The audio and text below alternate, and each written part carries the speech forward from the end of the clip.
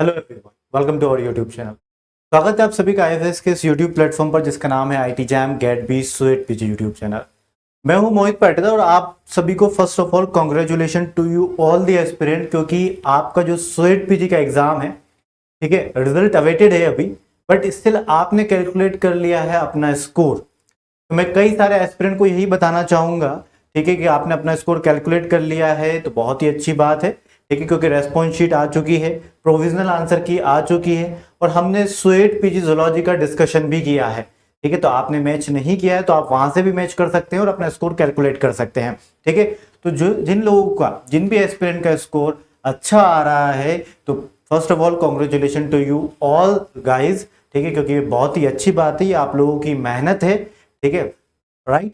तो इस वजह से आपका ये स्कोर आया है। हाँ, डेफिनेटली हमारे भी है, बट स्टिल, है ना, आपका स्कोर आया है, ये आपकी हेल्प करेगा, ठीक है, बेटर इंस्टीट्यूट प्रोवाइड करने में, क्योंकि स्वेट पीजी का काम ये है कि अच्छा स्कोर आने पर आपको एक अच्छा सा इंस्टीट्यूट मिले।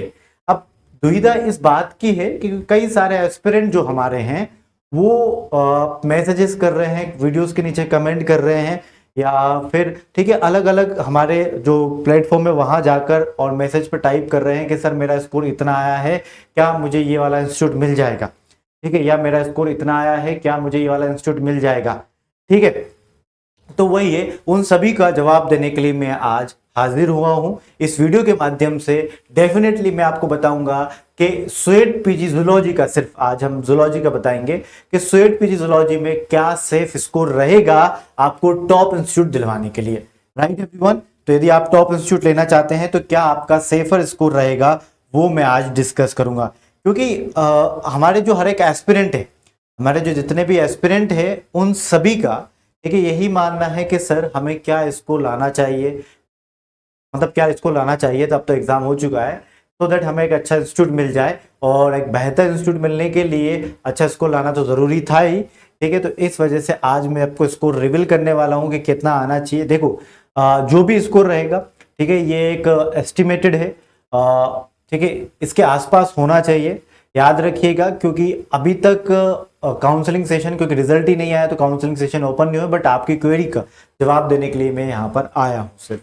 ठीक है, तो इसके आसपास ही होना चाहिए, क्योंकि पिछली बार यदि मैं आपको बताऊं तो पिछली बार last time highest score CUET PG zoology का एस्पिरेंट का जो गया था वो है 208, 208 मार्क्स आए थे, क्योंकि पिछली बार का जो पेपर था वो डिफिकल्ट आया था और इस बार का पेपर जो है वो मॉडरेट टू डिफिकल्ट है। तो कहीं ना कहीं मैं कहूंगा कि टॉप स्कोरर के मार्क्स 210 215 के आसपास रहेंगे। ठीक है, 215 के आसपास, 215 के आसपास, मैं कहूंगा यहीं पर। ठीक है, तो 215 के आसपास रहेंगे, तो उसके बेसिस पे मैं एक सेफर स्कोर लेकर आया हूं आप सभी के लिए। ठीक है, उससे पहले मैं आपको ये बताना चाहूंगा कि जितने भी एस्पिरेंट जो टॉप इंस्टीट्यूट की वो कर रहे हैं कि एक्सपेक्टेशन रख रहे हैं कि मुझे इतने नंबर पर मुझे टॉप इंस्टीट्यूट मिल जाएगा, चलो ये नहीं मिला तो सेकंड मेरा टॉप ये होना चाहिए, तो मैं उनको पहले ये बता दूं कि कौन कौन से ऐसे इंस्टीट्यूट हैं जो आपको एमएससी, ठीक है, इन जूलॉजी प्रोवाइड कर रहे हैं, ये कोर्स ऑफर कर रहे हैं। तो पहले वो हम देख लेते हैं स्वेट पीजी के स्कोर के बेसिस पे, क्योंकि ये आपका जानना जरूरी है। पता चले आप एक्सपेक्ट कर रहे हो जेएनयू से, ठीक है, तो मैं आपको बता दूं कि जेएनयू आपको स्वेट पीजी जूलॉजी के स्कोर के बेसिस पे एमएससी जूलॉजी में एडमिशन नहीं देगा, क्योंकि वो कोर्स ऑफर ही नहीं करता एमएससी जूलॉजी का। ठीक है, तो अब जैसे कि हमें कैसे पता करना है, तो आपको सिंपल सा गूगल पर जाना है, स्वेट पीजी एनटीए टाइप करना है। एनटी जैसे टाइप करो तो पहला लिंक जो आता है उस पर क्लिक कीजिएगा, और जैसे ही फर्स्ट लिंक पर आप क्लिक करते हैं तो आपके सामने कुछ इस तरीके से पेज ओपन होगा, ये रहा। अब यहाँ पर आपको जाना है टेस्ट पेपर पर, और टेस्ट पेपर पर जैसे ही आप जाते हो, टेस्ट पेपर पर आप जैसे जाते हो तो आपके सामने जो पेज ओपन होगा वो क्या रहेगा, इस टाइप का पेज रहेगा, जिसपे, ठीक है, थोड़ा सा इंटरनेट माइट भी स्लो है, ठीक है, इस स्टूडियो के अंदर। ठीक है, चलिए, तो फिर भी लोड हो रहा है, लेट्स चेक। मैं आपको बता दूं सबसे पहले जाना कहाँ है आपको, ठीक है, स्वेट पीजी एनटीए की वेबसाइट पर, और फिर टेस्ट पेपर पर क्लिक करना है। कहां पर क्लिक करोगे, टेस्ट पेपर पर। जब आप टेस्ट पेपर पर क्लिक करते हो, ठीक है, तो आपके सामने जो ओपन होगा वो इस तरीके से वेबसाइट ओपन होगा, ये पेज। यहाँ पर सिंपल सा डालना है आपको, या फिर जूलॉजी टाइप कर दो सिंपल सा, या फिर आप उसका कोड टाइप कर दो। स्वेट पीजी जूलॉजी का कोड क्या है, SCQP28, ये रहा।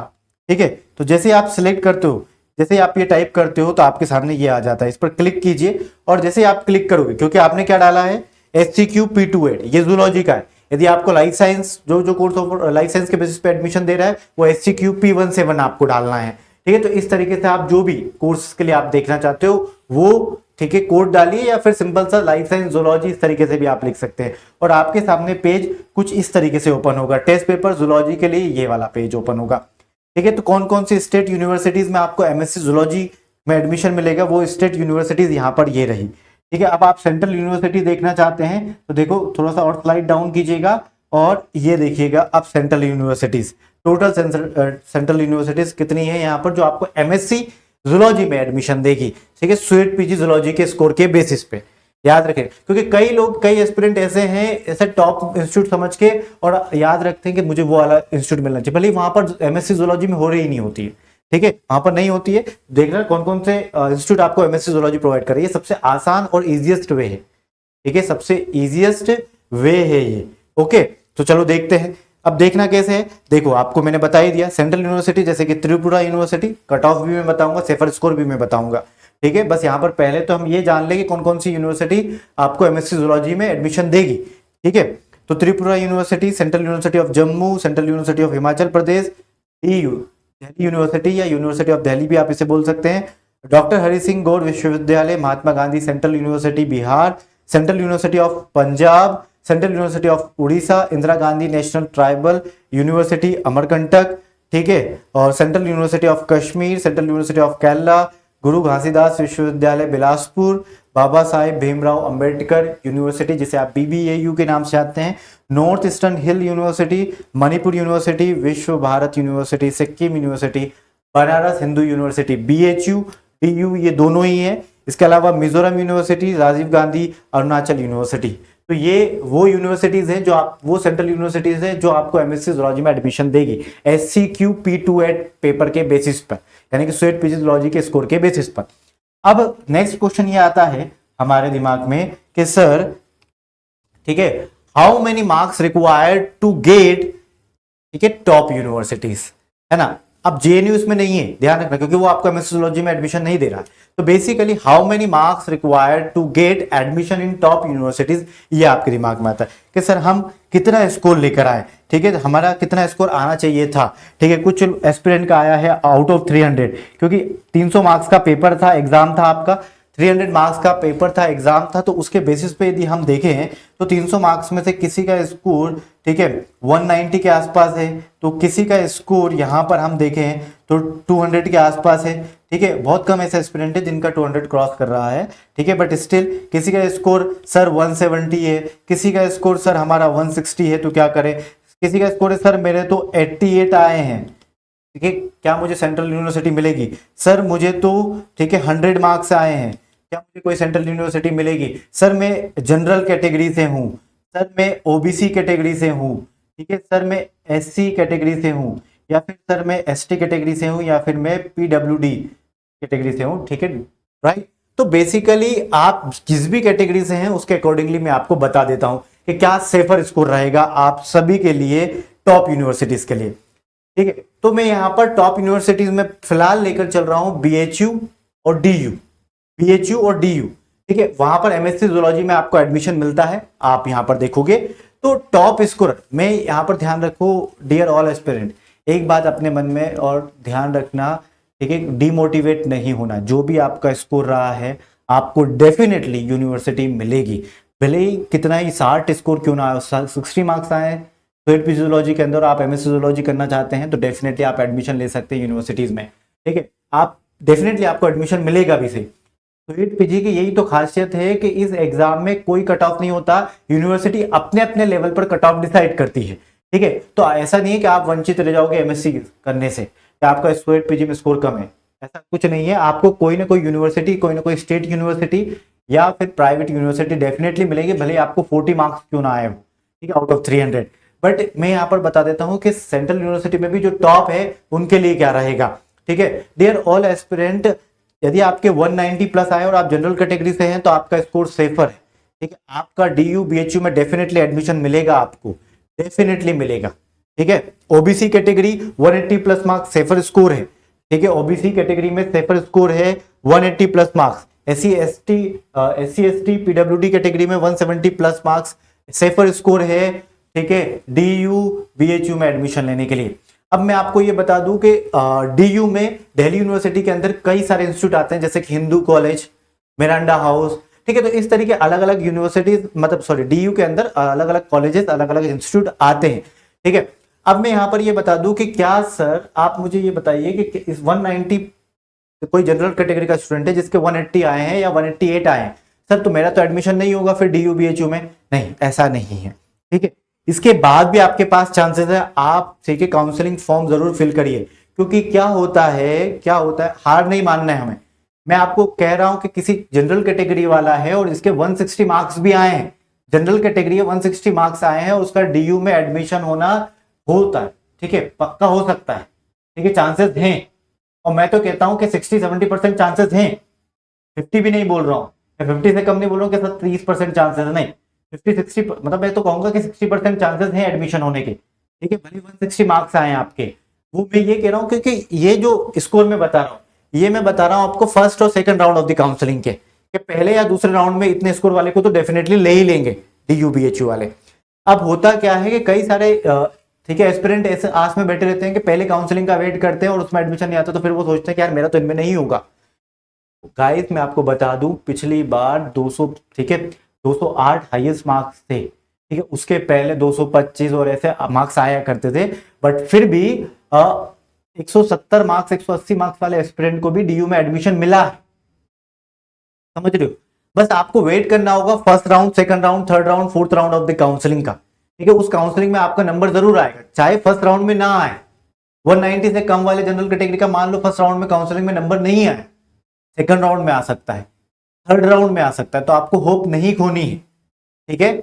और यहां पर मैं आपको झूठी दिलासा नहीं देने आया हूं, कई बार सीट्स वैकेंट रह जाती है सिर्फ इसी वजह से, ताकि आप ये सोचते हो कि भैया मेरा तो 160 स्कोर आया है, मुझे डीयू नहीं मिल सकता। अरे मिल भी सकता है, 60% चांसेस हैं, और मिला है कितने सारे एस्पिरेंट को, ठीक है। हाँ, आप ओबीसी से कैटेगरी से और आपके 160 आए, मिला है ना। मैं ये कह रहा हूं कि फर्स्ट राउंड वाले फिर ये क्यों लिख कर लेकर आए हैं सर, तो 190 प्लस ये first round of the counselling के आसपास या सेकंड राउंड में तो डेफिनेटली इनको मिल जाएगा एडमिशन डीयू के अंदर, ठीक है। तो आपको हार नहीं माननी है, आपके 188 आए हैं या 180 आए हैं, क्या मिलेगा? हाँ, कुछ एस्पिरेंट ऐसे होंगे, सर मेरे 60 मार्क्स आए, क्या मुझे डीयू मिल जाएगा? नहीं, 60 मार्क्स पे तो भाई fifth round of the counselling भी हो जाए तब ना मिले आपको, ठीक है। तो 60 मार्क्स से या 70 मार्क्स या 100 से कम है तो फिर मुश्किल है यार, 100-120 से कम है तो मुश्किल है फिर, ठीक है। या 150 से मैं कहूंगा कि 140-150 के आसपास है तो अब भी मुश्किल है जनरल कैटेगरी के लिए। हाँ, यदि SC ST कैटेगरी है तो 130 पे भी मिल सकता है, 140 पे भी मिल सकता है, ठीक है। तो मैं आपसे झूठी दिलासा नहीं देने आऊंगा, मैं आपको यही कहूंगा कि होप रखिए और वेट करिएगा काउंसलिंग का।